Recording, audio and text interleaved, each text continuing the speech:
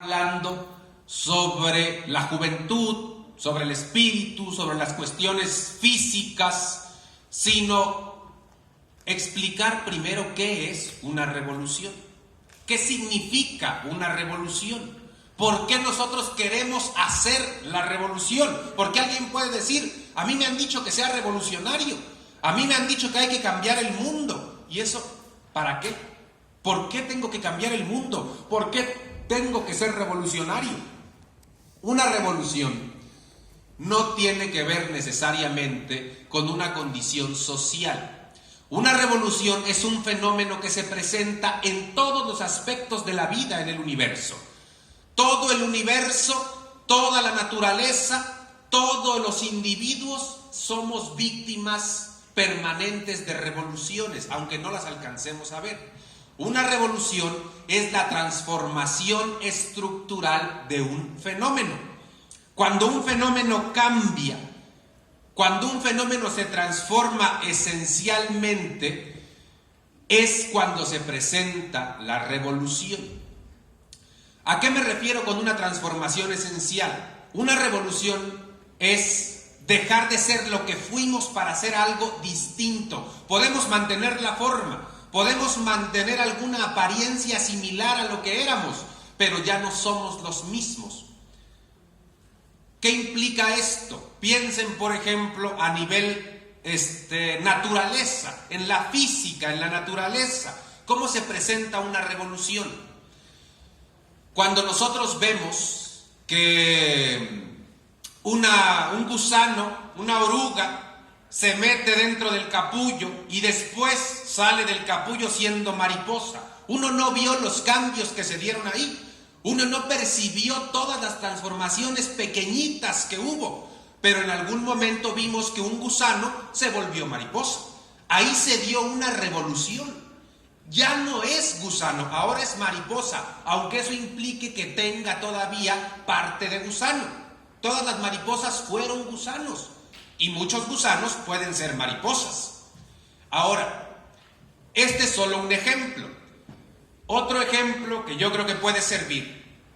Cuando nosotros, por ejemplo, hablamos de un parto, cuando la mujer da a luz, antes de que el niño nazca, el niño es un no nacido. Ahí el nombre que se le ponga ya no viene al caso. Pero la revolución se da en el momento en que pasa a ser ya un ser viviente, un ser fuera, un ser en la realidad. En ese momento se dio una transición. ¿Qué pasaría si ese fenómeno, si la mujer embarazada no diera luz? ¿Qué pasaría si terminen los 9 meses y el niño no nace? Se muere. O se muere el niño o se muere la madre. Porque la revolución no es opcional. La revolución se tiene que dar cuando se presentan dadas ciertas circunstancias. Si el gusano no se vuelve mariposa, se muere dentro del capullo. Si el niño no nace, se muere dentro de la madre. De tal manera que cuando se presentan ciertas circunstancias, es cuando se tiene que dar una revolución. Y lo mismo pasa en el universo. Lo mismo pasa en la vida cotidiana de cada uno de nosotros. Todos los individuos, hay un momento en nuestra vida en el que tomamos una decisión para bien o para mal, en el que tomamos el rumbo definitivo de nuestro destino. En ese momento, nosotros también, a veces inconscientemente, estamos siendo víctimas de una revolución. Cuando tomamos el camino correcto de la vida, dejamos de ser lo que éramos antes. Antes pudimos haber sido medio borrachos, medio desmadrosos, lo que ustedes quieran. Pero cuando uno dice, este es mi destino, y toma el destino en sus manos, entonces se vuelve un revolucionario. Ese cambio se da. Ese cambio existe en cada uno de los individuos. Pero no me quiero referir al aspecto individual. Me quiero referir al tercer tipo de revolución, que es el más importante. Las transformaciones estructurales, como ya les dije, se presentan en todos los niveles.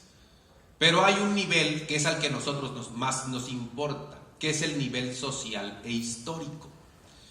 Las revoluciones sociales son transformaciones estructurales en todo proceso o modelo económico.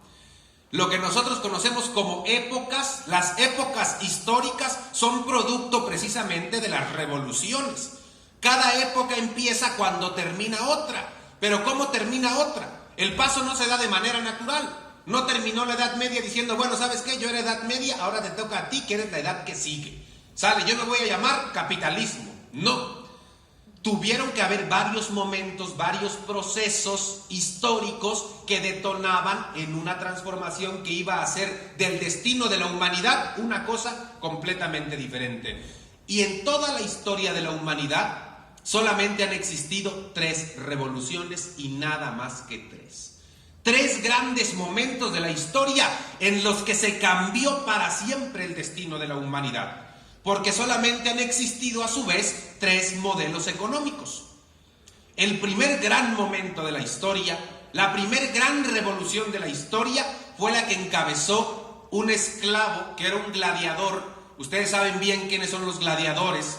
Son los esclavos que llevaban a la arena para pelear y divertir al pueblo, a la masa. Los gladiadores surgen en el esclavismo, precisamente en el momento en el que el Imperio Romano se estaba yendo a la crisis. Cuando los imperios están en crisis, suelen acudir a los espectáculos.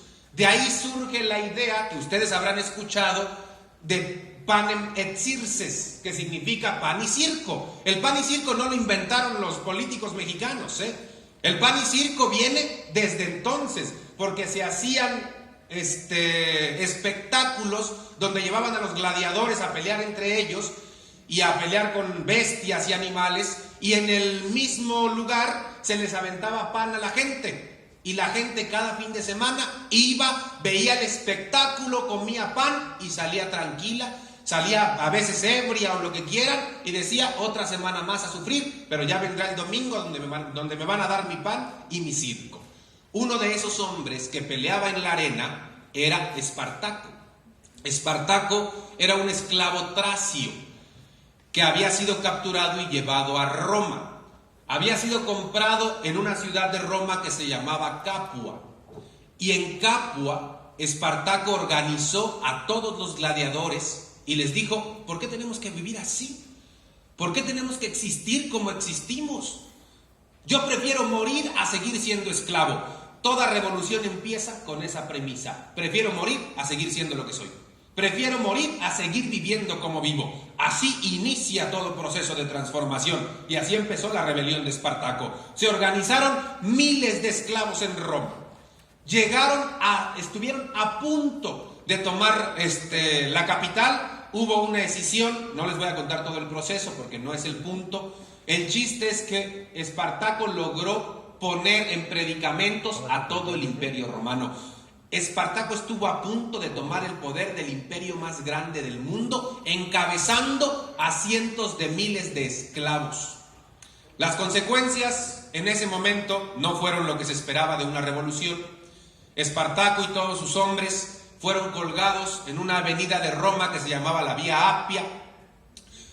Miles y miles de cruces puestas en toda Roma, con todos los esclavos que se habían levantado. Nosotros creemos, a veces pensamos, que el primer crucificado fue Jesucristo.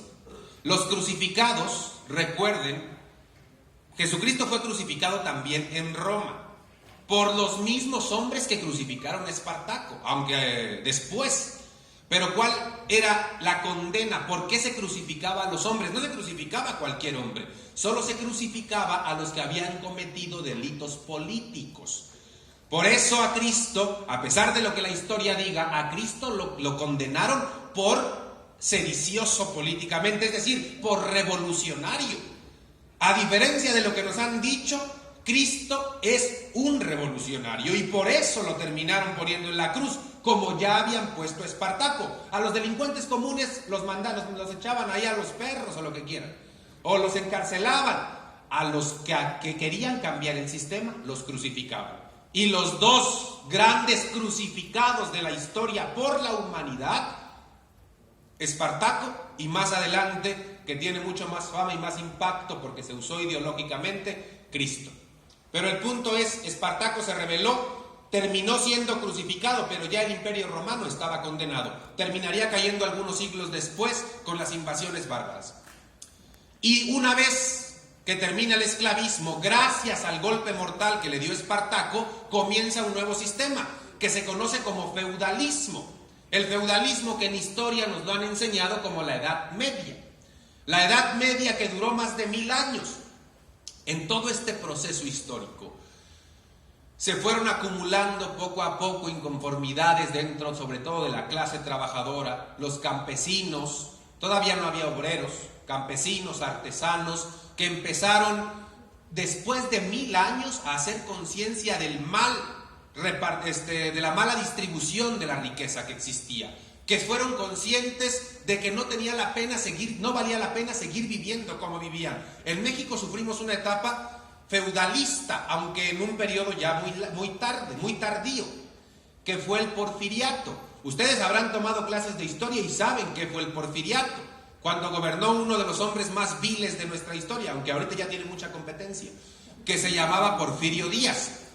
Porfirio Díaz implementó un sistema económico de producción que en México se conoció como peonaje. Los peones de las haciendas. Los peones de las haciendas, ustedes sabrán que eran campesinos que trabajaban en una hacienda y que el único pago que recibían era un vale que podían cambiar en la tienda de raya del dueño de la hacienda. Cuando terminaban de trabajar, trabajaban 16 horas al día. Una vez que pasaban sus 16 horas, no les daban dinero, no les daban salario, les daban un valecito y les decían: lleva tu vale a la tienda y ahí que te lo canjeen. Y el campesino decía: pero yo quiero dinero, yo quiero ir a comprar a otro lado. No puedes, si quieres te doy el vale y solo puedes comprar en mi tienda. Y entonces iban a la tienda y les daban un vale de 50 centavos, pero en la tienda del señor de la hacienda todo estaba mucho más caro porque estaban obligados a comprar ahí.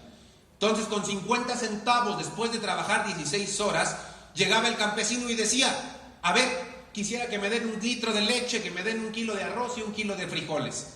Bueno, y 1 litro de pulque para que se me olviden las pedas. Y le decía el dueño de la hacienda: tiene 50 centavos, por todo esto son 3 pesos. Y entonces el campesino decía: bueno, ¿y cómo le hago? Me voy a morir de hambre.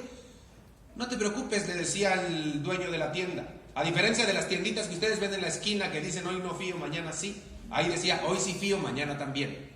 Tú tienes 50 centavos, yo te presto. Son 3 pesos, ahí te los voy guardando. Como no sabían escribir, el 80% de los mexicanos no sabía escribir en 1910. Iban rayando una pared. Cada raya era 1 peso. De tal manera que después de trabajar 30 años, en lugar de verse beneficiado el campesino y su familia, tenían más rayas que un tigre. O sea, después de trabajar se endeudaba. Hasta que llegó un momento en el que los campesinos dijeron: hasta aquí. Yo prefiero estar muerto porque necesito unas 10 vidas para pagar eso. ¿Y qué pasaba cuando se moría el campesino? Que su hijo heredaba la deuda. Y entonces prácticamente nacían esclavos. Lo mismo sucedía en Europa, en la Edad Media. Porque todos los hijos de los siervos eran ya siervos del Señor. Hasta que alguien dijo: se acabó. Se acabó, no queremos vivir así. Otra vez, la máxima de la revolución: prefiero morir a seguir viviendo como vivo. Y entonces se levantaron en Francia en 1789, se levantaron un grupo de revolucionarios encabezados por Maximiliano Robespierre y que tenía junto con ellos a Danton, a Marat, el más importante de todos, posiblemente, a pesar del tiempo, del momento que se vivió, fue Robespierre, que terminó pasando por la guillotina, como él había pasado a otros tantos que también se lo merecían. Pero la revolución terminó con la decapitación del rey de Francia, que entonces era Luis XVI, y de su mujer María Antonieta.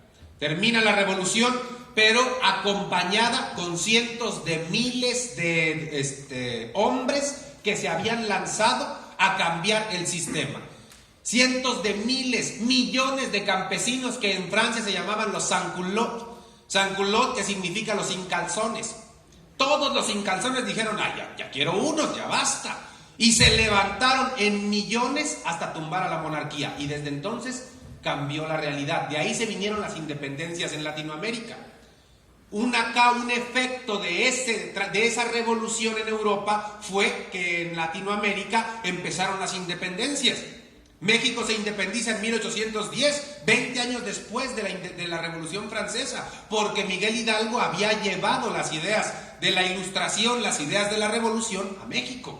Las había traído y las había aplicado. No me voy a meter por ahí porque tampoco es el objetivo. Pero finalmente se da la revolución, triunfa una nueva clase y empieza un nuevo sistema. ¿Cómo se va a llamar este nuevo sistema? Este nuevo sistema se va a llamar capitalismo. A partir del triunfo de la revolución burguesa en Francia, que después termina como un polvorín en todo el mundo, comienza el sistema capitalista. Este sistema capitalista, que es en el que vivimos todavía, fíjense bien, empezó en 1789. 1789. Estamos hoy en el 2022. Estamos en el 2022, es decir, han pasado más de 200 años. Y en esos 200 años solo hubo una revolución más. La tercer gran revolución de la historia. Una revolución que definió el rumbo de la humanidad, aunque aparentemente no ha terminado de cuajar, pero que ya está definido desde entonces. La tercera revolución de la historia de la humanidad es la Revolución Rusa de 1917, encabezada por Vladimir Ilich Lenin. En 1917 los bolcheviques tomaron el Palacio de Invierno en contra del zar. Y bueno, el zar ya estaba destituido en contra de los mencheviques, de un mono que se llamaba Kerensky y Miliukov y otro grupo ahí de nefastos. Terminaron tomando el Palacio de Invierno, impusieron el poder de los bolcheviques, impusieron un nuevo sistema teórico, político, ideológico, y a partir de ahí la humanidad cobró o tomó un rumbo distinto, que aparentemente no ha terminado de realizarse, porque aunque cueste comprenderlo, no hay tiempo para explicarlo, pero la revolución siempre golpea dos veces. En un primer momento es el acto violento, en un segundo momento es cuando la revolución termina por hacerse, cuando se desmorona el sistema, y entonces se hacen realidad los ideales de aquellos que empezaron el movimiento. Esto puede durar siglos. La revolución pudo haber empezado hace 200 años y nosotros no nos dimos cuenta, pero ya se echó a andar, pero ya se movió. En 1917, Lenin dio el golpe mortal al capitalismo con la Revolución Rusa. ¿Qué sucedió después de eso? Hubo muchos cambios, hubo muchos giros dramáticos de la historia. Se vino la Primera Guerra Mundial, se vino la Segunda Guerra Mundial, se vino la Guerra Fría, que fue la confrontación política, económica e ideológica entre la Unión Soviética, que había formado Lenin, y Estados Unidos, que encabezaba a todos los países capitalistas del mundo.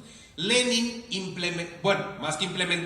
puso en práctica una teoría histórica que es en realidad una ciencia que se llamó o que se llama el materialismo histórico y dialéctico, pero que en términos políticos nosotros entendemos como socialismo. El socialismo comienza como teoría a aplicarse en Rusia y esto se vuelve la antítesis de la teoría capitalista y de la práctica capitalista. Por esa razón el mundo se divide en dos. Por un lado estaban los soviéticos y por otro lado estaba todo el mundo capitalista. A final de cuentas cayó el muro de Berlín en 1989 y los ingenuos creen que ahí se acabó la revolución de Lenin. Pero no voy a seguir por ese lado, lo vamos a ver más adelante. El punto es que a pesar de que eso creen, a pesar de que eso se dijo, hoy en todo el mundo, si ustedes se ponen a investigar, la caída del muro de Berlín para el capitalismo es una fiesta, porque es el triunfo sobre el socialismo como teoría política y teoría económica. Y entonces algunos creen que el socialismo murió en 1989, que ya no sirve, que ya no es útil. Pero miren, la guerra que vemos ahorita entre Ucrania y Rusia, ¿a qué creen que se debe? ¿Se debe a las broncas que se tienen internamente entre Rusia y Ucrania? Se debe a que esta guerra no terminó, a que esta guerra continúa, a que esta guerra sigue, a que el socialismo sigue tan vivo en la cabeza de los capitalistas del gran imperio que ahora buscan perseguirlo por todos lados. Por esa razón, diré, como dijo el más grande teórico de la época moderna, que un fantasma recorre Europa y es el fantasma del comunismo. En este caso es el del socialismo. Ahorita todos los gringos en Alemania, en Francia, en Inglaterra tienen pesadillas con Putin, porque Putin es la nueva cara del socialismo ruso, aunque la gran potencia socialista del mundo entero es China, que en este momento está a nada de convertirse en la primer potencia mundial. Pero ese es otro tema. El chiste es, la tercer gran revolución da su golpe en 1917. Aparentemente fracasó en 1989, pero la realidad, jóvenes, nos dice cosas muy distintas. La realidad nos dice que a pesar de que el socialismo haya terminado en Rusia como partido, si se quiere, el mundo sigue necesitando de una transformación. El mundo sigue necesitando de esa revolución que empezó Lenin y que no se ha terminado. El mundo en este momento grita de dolor por la realidad que vive. Y ustedes lo saben, ustedes lo viven. A veces no son conscientes de lo que ven, pero ahí está la realidad doliente. Y solamente les quiero dar algunos elementos que quiero que se graben en la mente en la medida de lo posible para que comprendan lo que les quiero decir. A pesar de que el sistema capitalista es el sistema que más productos y mercancías crea y produce, a pesar de que nunca se había creado tanta riqueza como en este momento, tampoco en toda la historia de la humanidad había existido tanta miseria y tanta pobreza. Nunca en toda la historia de la humanidad el hombre padece como padece ahorita. Es cierto que hubo tiempos difíciles en nuestra historia, nacional y universal, pero hoy la contradicción duele más, porque es paradójica. Un sistema que crea riqueza, que desarrolla tecnología. Ustedes vieron la foto que tomó la NASA del espacio y el universo, y todo el mundo quedó impresionado. ¿Y a poco eso no sirve para alimentar a la gente? ¿A poco tanto dinero y tantos esfuerzos no valdrían para que nuestro pueblo viviera mejor? Y quiero que lo entiendan porque esta es su realidad, muchachos. Esta no es la realidad de alguien más. No es un mundo que yo quisiera crear o que nosotros quisiéramos crear. Esto es lo que se vive ahora. Y para reafirmarlo solamente les daré algunos datos. El mundo está tan mal repartido. La desigualdad es la madre en este momento de todos los vicios del sistema, a tal grado que en la humanidad, en todo el planeta Tierra, somos aproximadamente 7,000 millones de habitantes, 7,200 por ahí. De toda la humanidad, 3,800 millones de habitantes, 3,800 millones de habitantes, la mitad del planeta tiene exactamente la misma riqueza que 26 personas. 26 personas. No estoy hablando ni siquiera de empresas, de personas. Es decir, se podría llenar apenas unos 3, 4 palcos de aquí para poder equiparar la misma riqueza que tiene la mitad del planeta entero. Para que vean cómo está distribuida la riqueza en nuestro planeta. En segundo lugar, la vida ya era difícil para la gente. El pueblo, y hay países que han sufrido históricamente, pero todavía vienen consecuencias del capitalismo, que no voy a explicar ahorita por qué son consecuencias del sistema, pero lo son, como el COVID, que terminan por hacer más miserable la vida de la gente. Desde que apareció el COVID, creció la pobreza y creció la miseria. Muchos perdieron su empleo en el mundo entero, estoy hablando del mundo entero. Perdieron su empleo, perdieron prestaciones, los salarios bajaron realmente cuando aparece la inflación, no había para pagar hospitales o todo lo que tenían se iba pagando hospitales y pagando medicamentos, a tal grado que la miseria se multiplicó en el mundo entero, pero al mismo tiempo se dio una paradoja, incrementaron los millonarios en todo el mundo, incrementaron los millonarios. Solo para que tengan una idea, Desde el inicio de la pandemia hay un millonario más cada 26 horas. Un millonario más. Pero la contraparte no nos la dicen. Hay un millonario más a cambio de 10,000, 100,000, 1,000,000 de pobres más. Porque solo así se crean los millonarios. Esa riqueza en algún lado estaba. Y ahora ya no está donde antes estaba. En nuestro país la cosa se puso peor. Pero no quiero todavía hablar de cosas tan lamentables y tan tristes. Y esto es lo bueno, O sea, esto es lo decente. Porque ya que entremos a México, jóvenes, la cosa se pone terrible. Terrible. El infierno de Dante se queda cortito al lado de nuestro país. El tercer dato que les quiero revelar. De todos los países del mundo, los países más ricos, es decir, Estados Unidos, Inglaterra, Alemania, estos países producen el 92% de la contaminación en el planeta entero. El 92%. Todos los demás países pinchurrientos como el nuestro contaminan el 8%.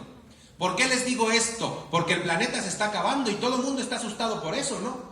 ¿Cuántos artículos, cuántas noticias vemos en todos lados? Los polos se derriten,